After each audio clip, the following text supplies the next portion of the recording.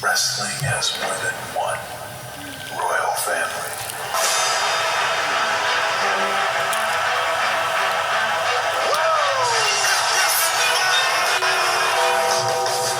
Acknowledge me.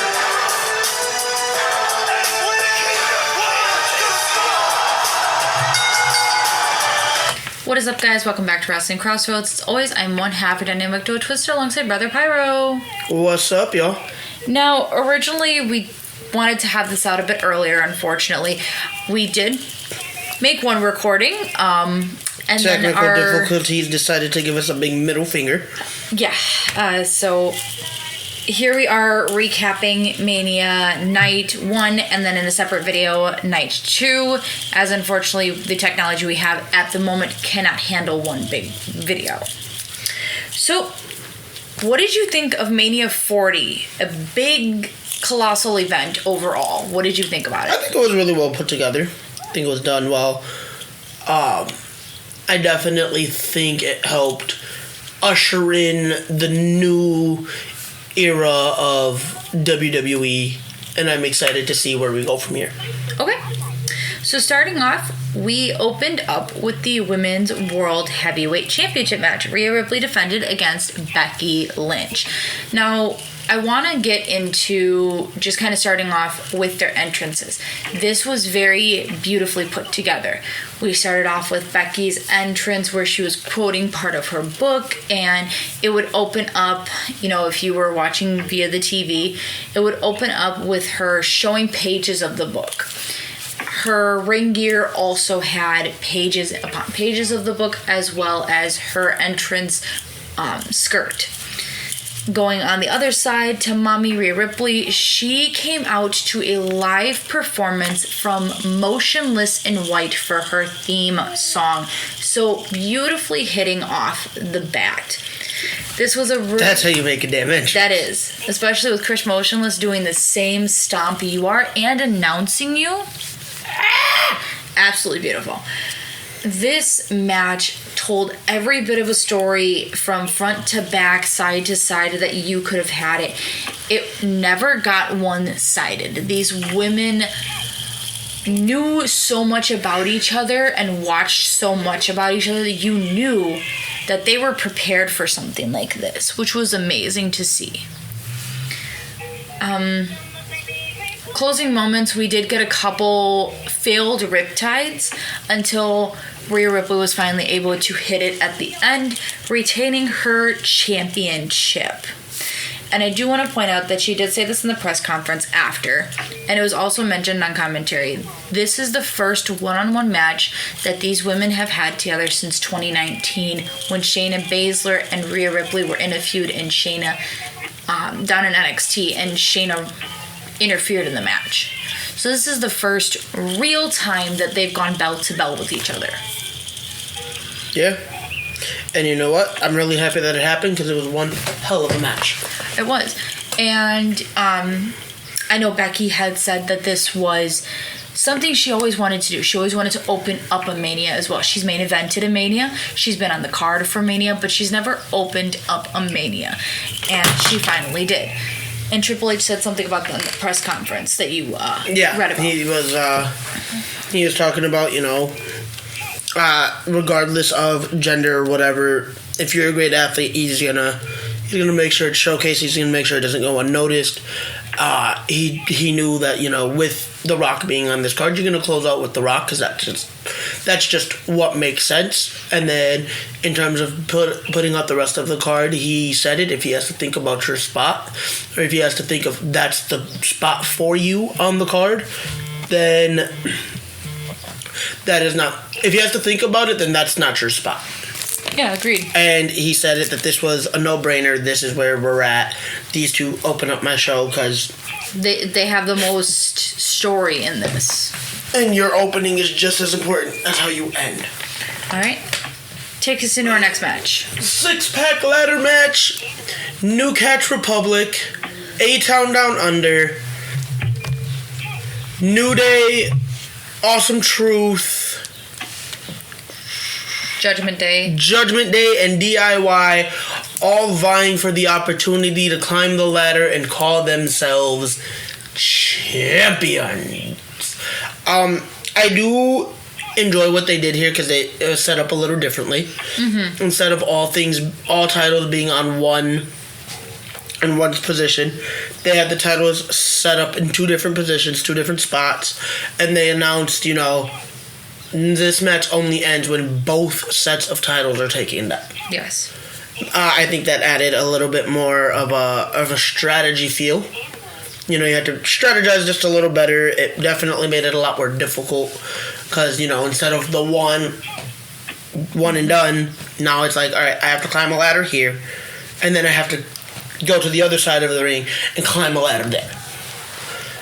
Especially if you wanted both those titles. Exactly. And who doesn't want to be called unified champion? Who doesn't want to be at the top of the top? Agreed. In any division. So we got a lot of really great moments. Chaos and Carnage pretty much sums up the ladder match because you have 6 teams, 12 bodies. Yep. Lots of ladders. Oh yeah. One point that I wanna make. Thank you for showing that y'all care, because at one point in this match, I think Priest was going to climb the ladder, and you could tell it was starting to buckle on one side, mm-hmm. and one of the refs was trying to give him that heads up of, hey, this isn't stable. Yes. And unlike other companies, at least the ref isn't holding the ladder for you. Mm-hmm. But also, again, that just shows you how much they care about the safety of their competitors. You're already under normal circumstances, it's a risk. Adding this much extra increases that risk value. Going into our winners, after talking about how the Ageless Wonder needs to be protected at all cost. Mr. R-Truth. Yes, because he tagged. He waited for the hot tag. Miz was getting beat up by Judgment Day. He waited for the hot tag. He got the hot tag. The crowd popped because it's R-Truth being stupid. Thank you. Mm-hmm.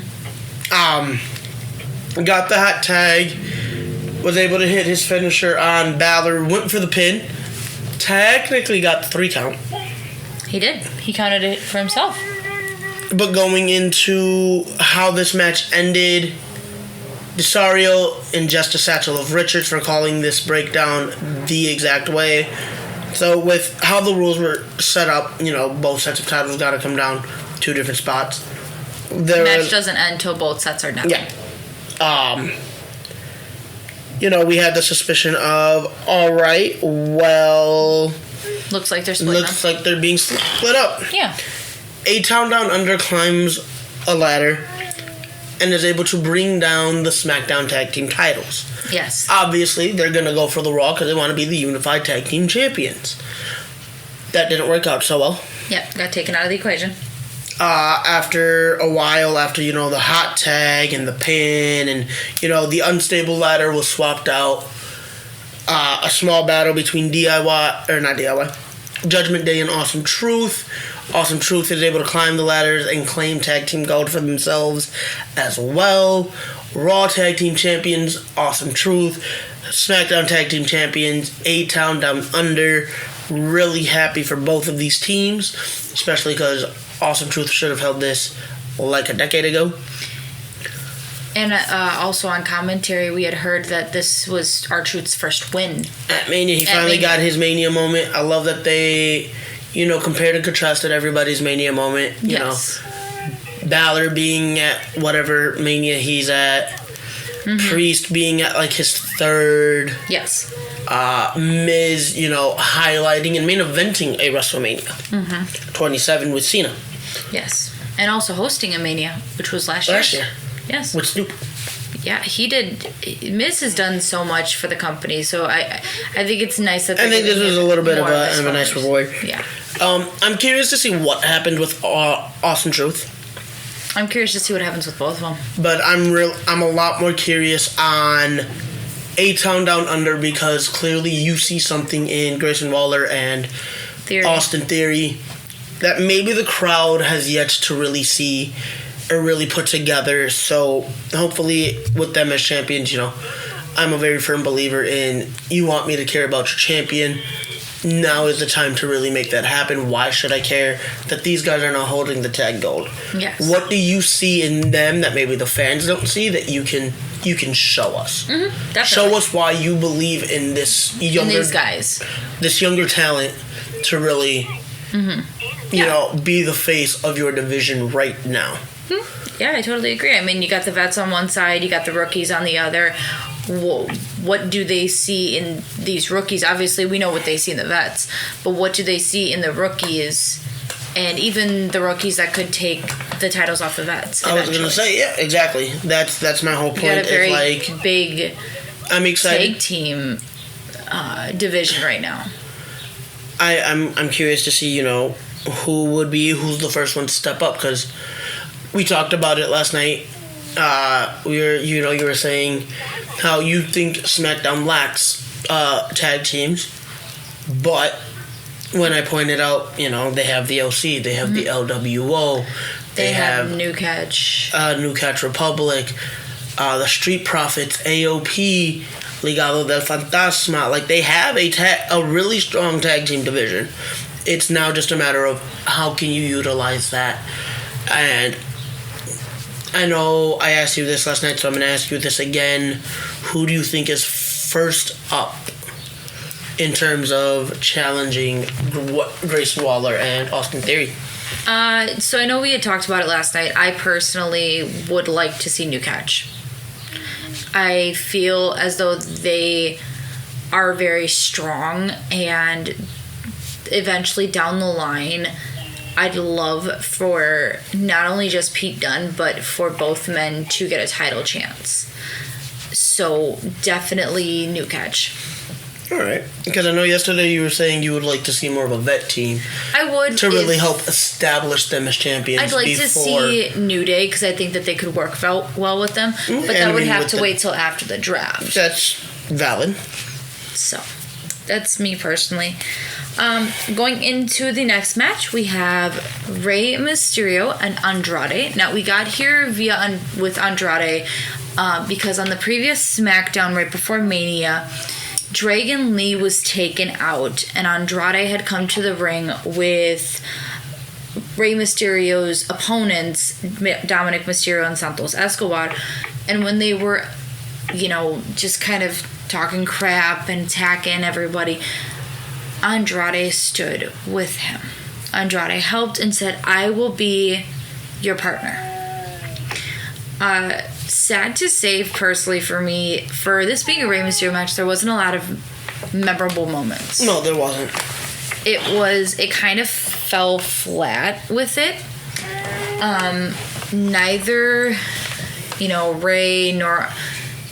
I don't want to say neither Rey nor Andrade, because obviously they're both on the same team, but neither one really got time to shine and really got their moment in the ring. There was a small moment that Zelina Vega had with Elektra Lopez on the outside that didn't really spark anything in the ring, but there was a bit of fights and brawls on the outside. We got to see some high flies from Joaquin Wilde, from Cruz del Toro. So that was really nice that they kind of were out there to even the odds of Legado del Fantasma. Yeah. I think the numbers game actually favored them. Yes. Not much else I can personally say about this match. Again, not really very memorable moments. But ultimately, picking up the win, Rey Mysterio and Andrade. Where do you think anybody goes from here? There's a number of ways you can really slice this. You know, I think Dom's gonna keep doing his thing with the Judgment Day on Raw. Yes. I don't think the Andrade Legado del Fantasma LWO feud is over by any stretch of the imagination. I think we really get that brought in maybe a small cooldown, but I think, there's still more to tell there. I totally agree. All right, and why don't you take us into the next match? Next match we have is brother versus brother, Jimmy Uso, Jey Uso. For the third time ever on WrestleMania, you have a set of real-life brothers taking each other on, which I think is really cool that it's only happened 3 times.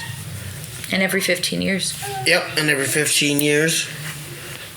I just think, they could have done a lot more with this match because both men are insanely talented, and I don't know what it was, but it felt like something was off. It felt like an incomplete match for the most part, in my opinion. Again, that could just be me, though. Yes, I agree. I do feel that something was off, but I want to talk about one thing. The promo package that happened beforehand. I really like that with this, it was them both sitting there and saying, they started off and they said, I am my brother's keeper. I am Jonathan. I am Joshua. I am Jimmy Jey Uso. They went into talking about how each man growing up a twin, you share everything from graduations to prom to birthdays, and that at some point, and at this point, career. And at this point, careers, and there comes a time where you have to step out of the shadow of your sibling, step out of the shadow of just being a twin for the rest of your life. It doesn't help that, look at the dynasty that they come from, too. I feel like that casts a bigger shadow than, being a twin. Yeah, but for them, it's just that twin factor. Well, they also, they also made that a point to talk about how, we come from this big old Samoan dynasty. Yes. So ending out the promo that they set before this that really gave me chills was they had said yet again, I am Jonathan, I am Joshua, I am Jimmy Jey Uso, I am not my brother's keeper, which really solidified the fact that they are kind of going their own ways right now. And I know both men had stated on a podcast, I can't remember the podcast, but they had said that they would like their one of their dreams before they retire. One of their dream matches before they retire is to face each other. Yes. So, I'm very excited to see where this goes. And our winner was?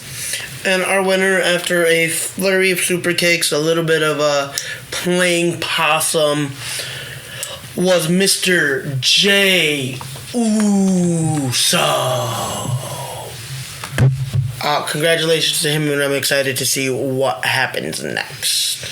All right. So this next match, unfortunately, I was kind of... A little preoccupied. I was making dinner for the boys.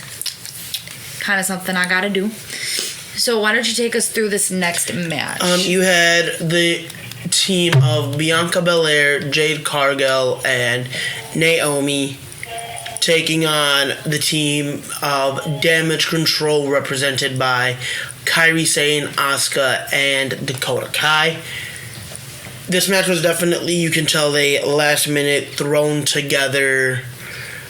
It exists to take up a spot on the card type of thing. And I think you could have given me this match on a SmackDown, and it wouldn't have felt much different. Yeah. Because honestly, there wasn't a lot to remember.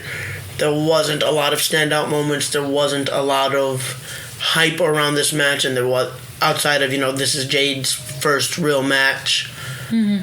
But there wasn't a lot of substance to this match, in my opinion. You had Naomi pretty much taken out of the match very early. You had Bianca, who, was able to maintain a good stretch of the offense for her team. Granted, when you're in a 3-on-1 situation, Damage Control, I think, did a really good job of cutting off the ring. Yeah. But there was no real big pop until the tag that brought in Jade Cargill, and even then, that wasn't a ton. Just because she didn't do a lot, if that makes sense. Yeah. She came in, she showed what a badass she could be, picked up the win for her team. That was just kind of it. But that was really it. Like there isn't really a spot in the match that I can highlight or fixate on or like really remember for the most part. Yeah, no, and I that's get it. disappointing. I get it. Definitely would love to see more when it comes to them. But ultimately picking up the win was? Picking up the win, like I said, with the team of Naomi, Bianca Belair, and Jade Cargill. All right. Going into our next match, right before the main event, we have the Intercontinental Championship. Gunther defends against Sami Zayn. The Ring General puts his championship on the line at 666 days. It's not creepy. Oh yeah, well, I want to make it even creepier for you. We're gonna go through the match. This match was very hard hitting, very one-sided. I do want to kind of take a step back and go through Sami Zayn's entrance. It was a very beautiful one-walk shot, as they call it. So it started in the back with his wife and his son. He made his way towards the ring or towards the back, and you ended up seeing him with Gable. They had a bit of a talk, and he's like, you're going out there by yourself tonight. Sami said, no, I can't do this without you. What about all the training that we've had? Gable told him, it is your time, but remember, you owe me a favor. He kept walking on his way to Gorilla, which is right before they make their entrance. And who was standing there other than his real-life, long-time best friend, Kevin Owens. He tells him, and Pyro, you said this word for word before it happened, it is your time. Goes out, makes his entrance, Gunther comes down, match starts, very hard hitting. Obviously, we know that's coming with the Gunther match.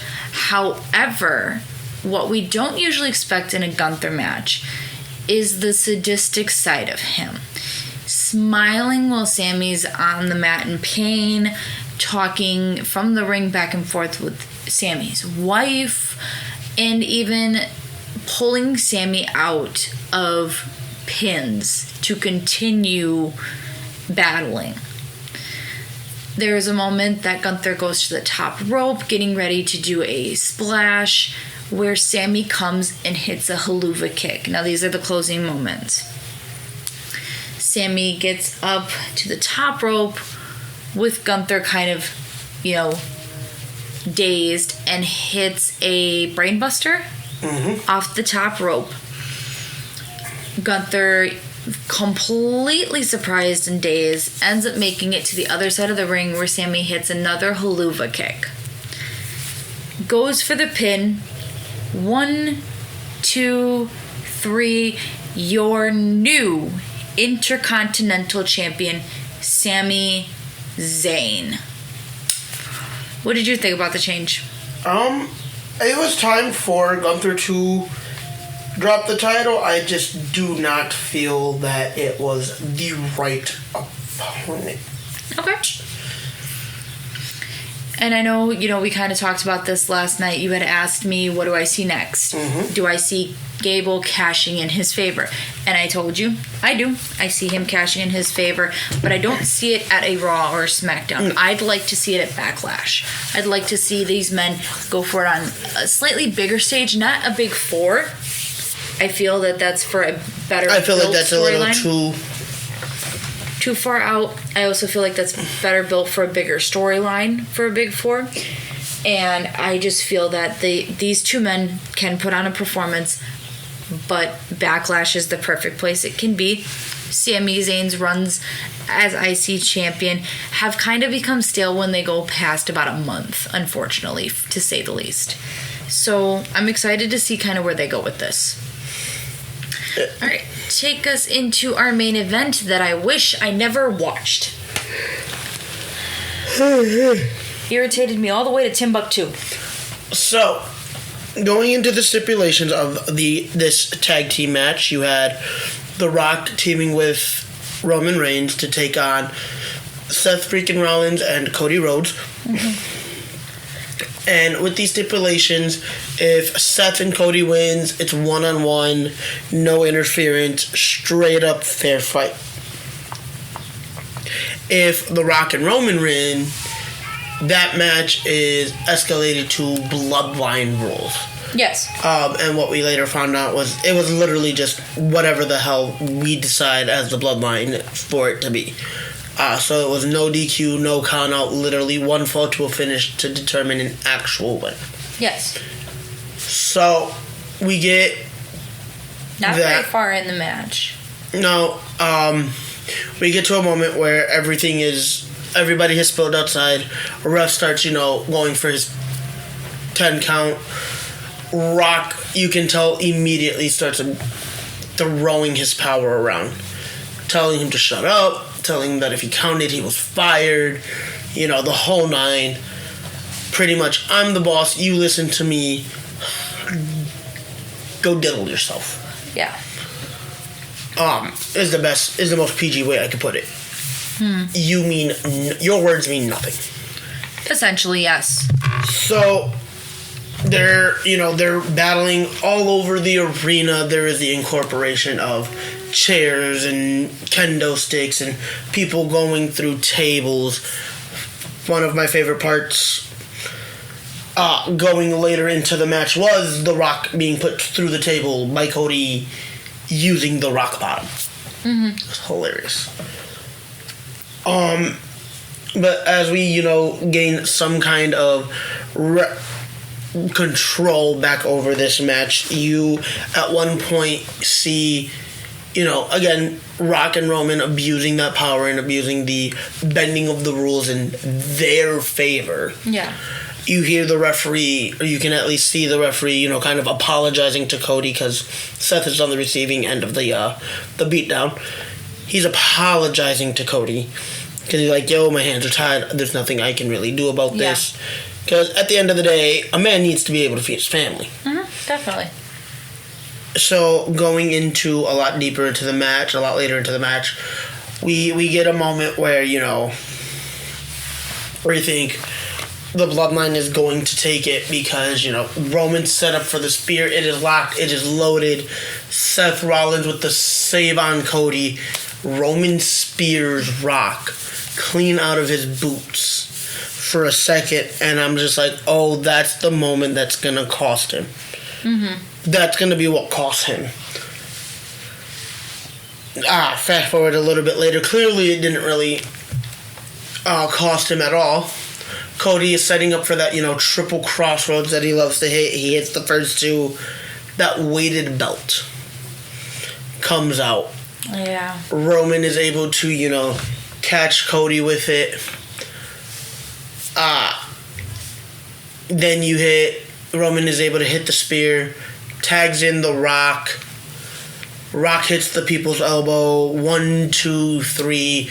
Rock, Roman win the match. Set up Bloodline rules for your main event of night 2. We now know, and we all feel going into night 2, Cody is screwed. Michael Cole said it on commentary.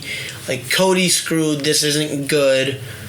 Yeah. We're screwed. Like, it's not gonna look too good here. Nope. Right. And that ends out, obviously, night 1 of Mania. Let's get your grades, and then I do have something I would like to read before we cut this and go to night 2. All right.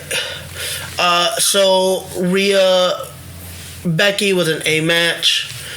6-pack tag team ladder match was a B. LWO versus LDF was a C. The brothers were a B minus. How does she refer to them? The ES team versus Damage Control was a C. IC title was a B. Bloodline versus Cody and Seth was a C minus. And your overall for the night 1? A C minus. Okay. All right.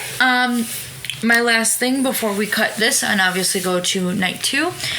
WWE has recently started up their Slammy Awards again. I know we're very excited about that, so I thought I'd kind of let everybody know what our winners were. Best Entrance of the Year went to Cody Rhodes. Match of the Year, congratulations, Charlotte Flair and Rhea Ripley for the SmackDown Women's Championship match they had at WrestleMania 39. Great match. Breakout Star of the Year, LA Knight. Yeah. NXT Superstar of the Year, it's Tiffy time, Tiffany Stratton. Rivalry of the Year, Roman Reigns and Cody Rhodes. They did a very good job of keeping up with that and not making it so boring. Honestly. Faction of the Year was the Judgment Day, because could you see anybody else? Nope. Social Star of the Year was Drew McIntyre, obviously. Female Star of the Year, Rhea Ripley, to no surprise. Male Star of the Year was Cody Rhodes, again, no surprise there. WWE Fan Chant of the Year was Yeah! Yeah! For LA Knight. Mic Drop of the Year, Paul Heyman to Cody Rhodes. The Rizzy winner, which I'm not sure essentially what it is, was Seth Rollins, so congratulations to him on that. Villain of the Year, to absolutely no surprise, Dominic Mysterio. That man still can't get a word in no matter what movie he walks into. That man got booed at his own wedding. Okay, but we want to point out that one was a lot more for fun and his friend just being assholes. Okay, anywho. Trash Talker of the Year, The Rock. Makes sense. OMG Moment of the Year, CM Punk returns at WWE Survivor Series 2023. Makes sense. And Return of the Year ends out CM Punk. So those are our Slammy Awards. We are cutting off here for night 1, and we will speak to you guys again for night 2. Woo!